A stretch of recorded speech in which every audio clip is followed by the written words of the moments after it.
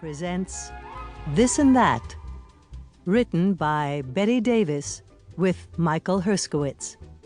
Read by Suzanne Toren.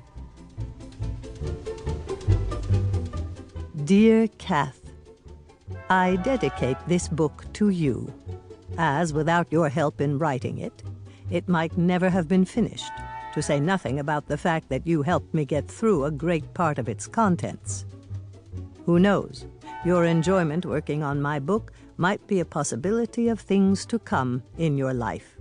Again, my thanks. Love, Miss D. Forward.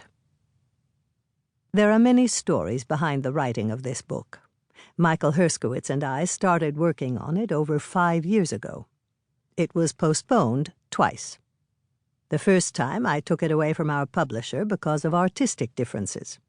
At that point, I decided to abandon the whole project. I was bored with books by Hollywood stars full of information that shouldn't be read by the world at large. I would not even consider writing that kind of book. Anyway, what did I have to say at this time in my life to warrant a book of any kind?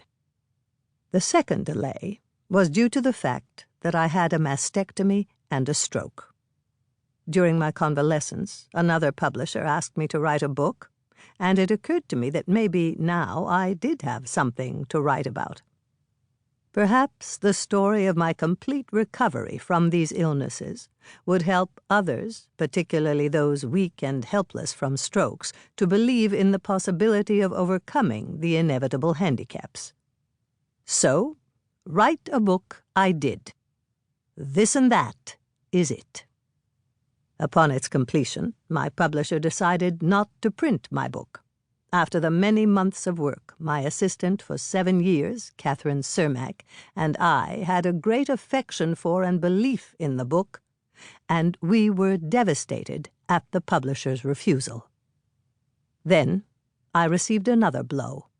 I learned that my daughter, B.D. Hyman, had, without my knowledge, written a not-too-nice book about me.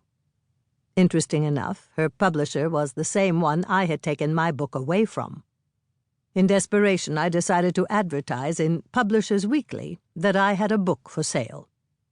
The result was the purchase of This and That by G.P. Putnam's Sons, who published my first book, The Lonely Life, years ago, and it was in my contract that the book would be published exactly as written. I was overjoyed. By this time, B.D.'s book, My Mother's Keeper, had come out. She wrote a letter to me in her book. I decided to write a letter to her in my book. This was the only change I made in This and That after reading her book. I am still recovering from the fact that a child of mine would write about me behind my back, to say nothing about the kind of book it is. I will never recover as completely from B.D.'s book as I have from the stroke. They were both shattering experiences.